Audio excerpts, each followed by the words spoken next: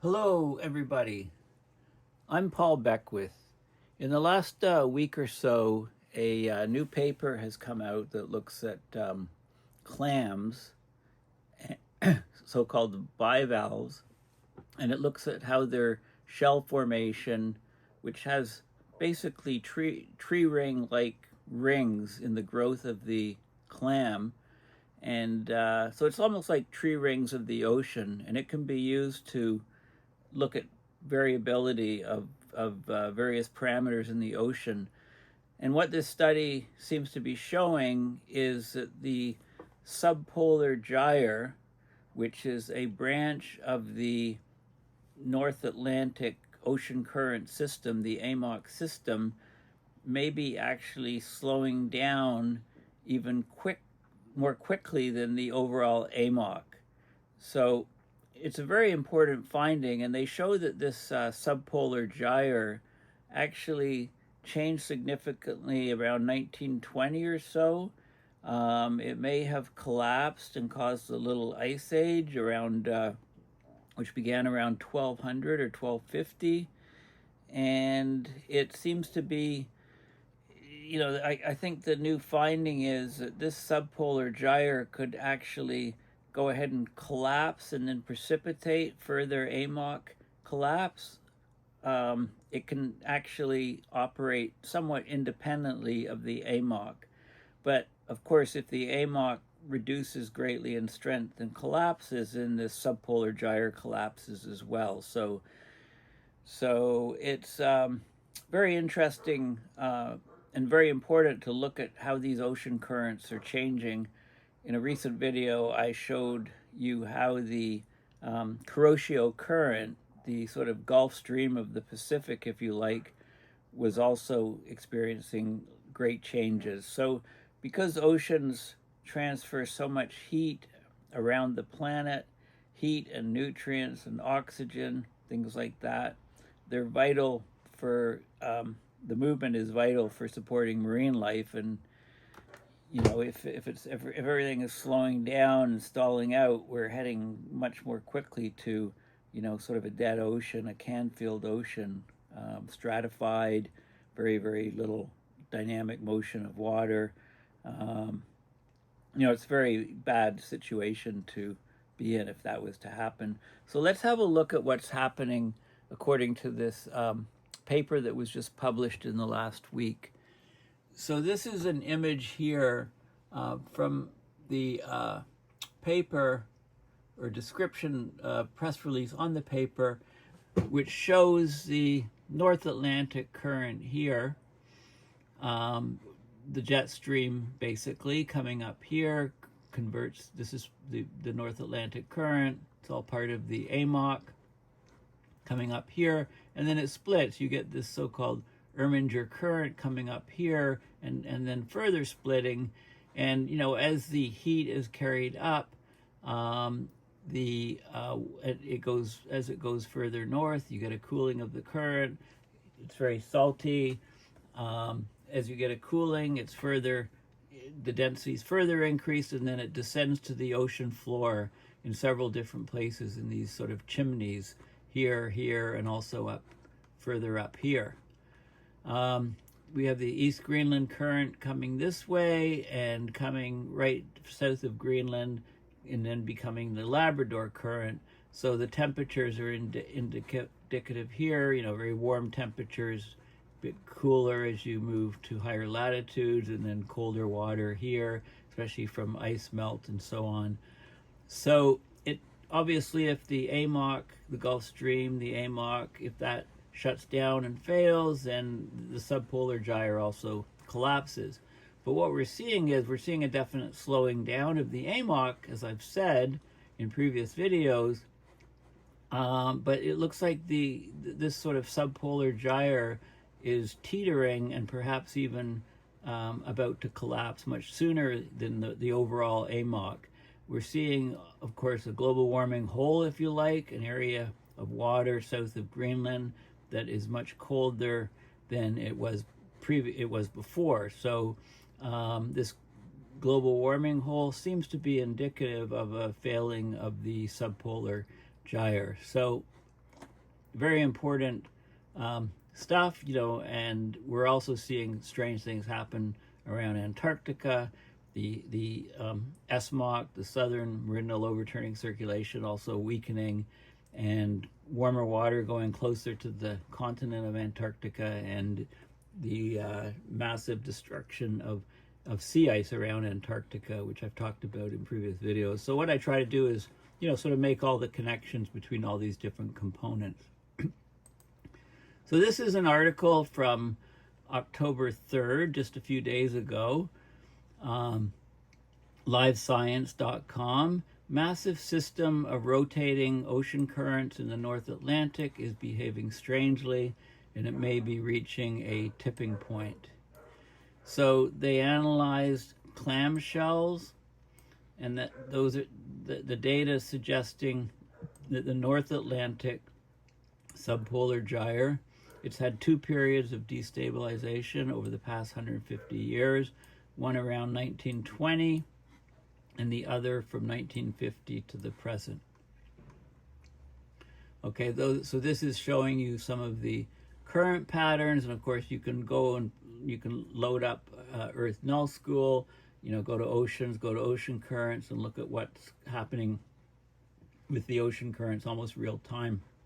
You can see all these gyres, you know, in the ocean here. So the North Atlantic subpolar gyre, it's a system of currents located just to the south of Greenland. So it's behaving extremely strangely, possibly because it's approaching a tipping point.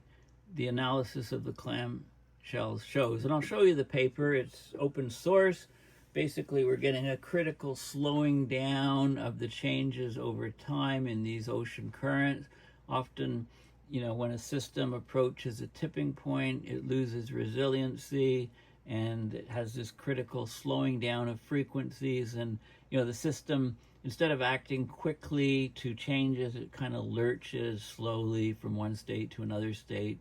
Higher amplitudes of the lurching or changes get higher and higher and more sluggish, and then the system tips over. So the North Atlantic subpolar gyre plays a key role in transporting heat to the northern hemisphere, right? It's part of the much larger network of ocean currents called the AMOC, the Atlantic Meridional Overturning Circulation. So the new evidence from these bivalves, these clams taken all across the North Atlantic, suggests that the subpolar gyre has been losing stability since the 1950s. So it could weaken substantially more or even shut off in the coming decades. And this study was published today, October 3rd in the journal Science Advances, and it's open source. It's highly worrying, says the study lead author, University of Exeter, UK. The subpolar gyre was recently acknowledged as a tipping element in the climate system. We still need to understand more of the impacts of a subpolar gyre abrupt weakening. But what we know so far with a few studies that have been published is that it would bring more extreme weather events, particularly in Europe, and also changes in global precipitation patterns. Okay, so the effects of the subpolar gyre collapsing independently of the AMOC, it would have significant effects, but it wouldn't have the same impacts that the AMOC collapse would have. So this is, again, the image of the Earth, the northern hemisphere, the oceans here, and the currents. So it carries tremendous amounts of heat to the high latitudes. And so if it was to shut off, then you'd get a huge cooling over Western Europe. And looks like it's rewiring. It looks like components of it could shut off before the actual AMOC shuts off. So the North Atlantic subpolar gyre, it's a limb of the AMOC, but it can cross a tipping point independently from the giant network of currents, the AMOC. The climate outcomes for Europe would be similar to those that would be triggered by a collapse of the AMOC, although they may be less intense because the AMOC is so much bigger. However, even if the consequences are not as catastrophic as for an AMOC collapse, a subpolar gyre weakening can bring substantial climate impacts. Okay, so, of course, previous research has shown that the AMOC could collapse in the near future because the main engine of these currents, remember, it's a cascade of dense water that moves from the surface of the North Atlantic and Arctic Oceans to the seabed. Okay, so it's a vertical mixing through these so-called ocean chimneys, if you like. And that whole system is failing because you need cold and extremely cold and salty water. It's dense, it sinks to the ocean floor, it's being diluted by meltwater, by fresh water, it's being warmed by rising global temperatures, so it's not as dense as it was before, thus the currents are slowing, and then it can cross a tipping point where it just doesn't descend at all. And there's some very interesting papers that have come out recently on the increasing stratification of the world's oceans because of the warmer water staying on top, colder water staying down below, less vertical mixing. So the North Atlantic subpolar gyre is also powered by this cascade of dense water sinking to the seafloor, right? So that keeps that cascade of dense water at the core of the gyre, it keeps these currents moving. But the system, it's also partly driven by wind, so it's possible that a complete collapse would be unlikely of the whole thing. It would just greatly slow down. So the North Atlantic Subpolar Gyre, which is a branch of the AMOC, is a branch of the AMOC. So an AMOC collapse necessarily involves a dramatic weakening of the gyre. But conversely, a weakening of the subpolar gyre doesn't automatically mean that the AMOC has collapsed. So this is important to keep in mind, because that may be the likely situation, that the subpolar gyre collapses first, but the AMOC is still operating and then collapses possibly later on. So the subpolar gyre can weaken abruptly without the AMOC collapsing, and we think that's what happened during the transition into the Little Ice Age, which happened, in the 13th and 14th centuries. So the Little Ice Age lasted from about 1250 to the late 1800s. It's one of the coldest periods on record in the Northern Hemisphere since the end of the last ice age.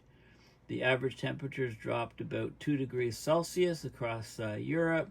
So we had freezing rivers and harbors across Europe and North America, solid in the winter, triggered agricultural crisis, and broadly threw medieval society into chaos. There were volcanic eruptions and reduced solar activity that contributed to the initiation of the Little Ice Age, but it's thought that the North Atlantic subpolar gyre had a major role in causing these currents to change. So, of course, climate change, things are dramatically different now than they were in the 13th century. Is another Little Ice Age possible if the subpolar gyre collapses? We just don't know. So this new study, they used existing data sets. They looked at the shells of 2 clam species that live in the North Atlantic, 2 different species of clams. They looked at the rings, right? Clams record information about the ocean and their shells as they grow. For example, they absorb different forms of elements like oxygen that can give researchers clues about how the ocean's changing over time. So with clam records, we have a nice dating of each of the layers of the clam. It's like they're like the tree rings of the ocean. I mean, this looks like tree rings, right? Scales here, 0.2 millimeter. This is a close-up of the growth bands on a dog cockle.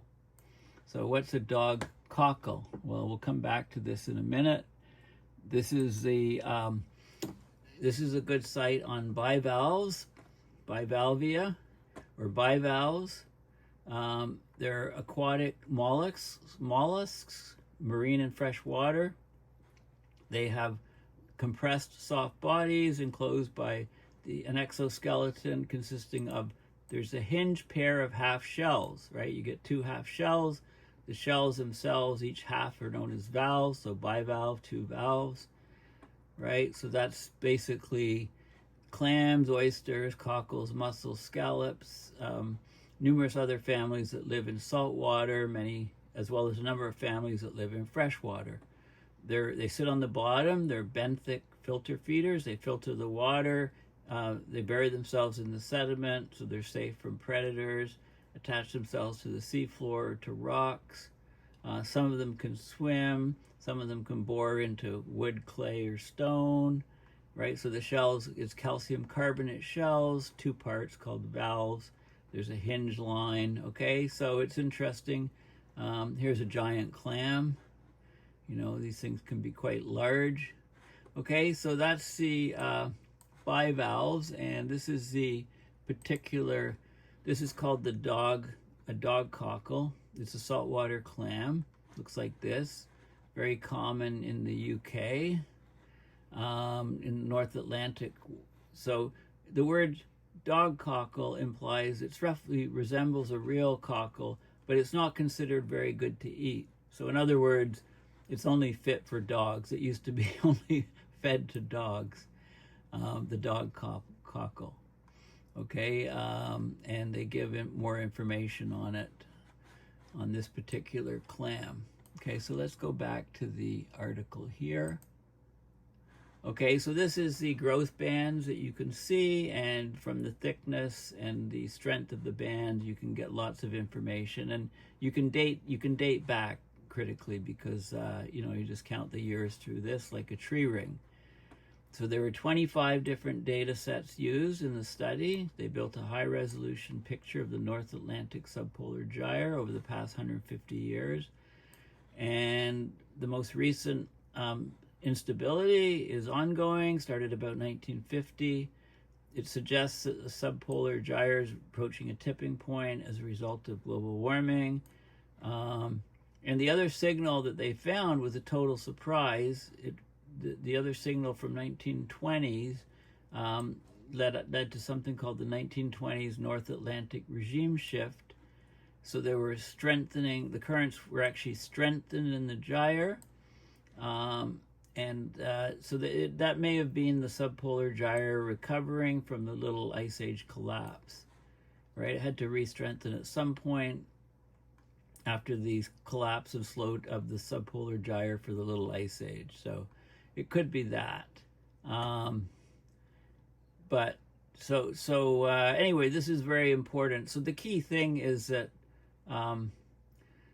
you know, when we think of an AMOC collapse, yeah, if the AMOC collapses and the subcurrents collapse, but we could have potentially a collapse of the subpolar gyre with the AMOC continuing on.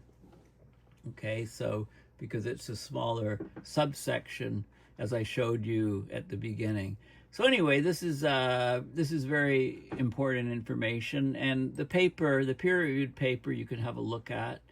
I'll provide the link to it also in the description. Recent and early 20th century destabilization of the subpolar North Atlantic recorded in bivalves. This paper was just published, right? So climate change risks triggering abrupt weakening in 2 climatically important North Atlantic ocean circulation elements, the subpolar gyre and the AMOC. Loss of AMOC stability has been inferred from slowing recovery of temperature and salinity fluctuations over time is critical slowing down. But, you know, there's not a lot of data. There's sparse spatial and temporal coverage. So that could put bias into the stability indicators. So they look for alternative records, and they found those in these bivalve-derived environmental reconstructions. So that they show that the subpolar North Atlantic had 2 destabilization episodes over the past 150 years.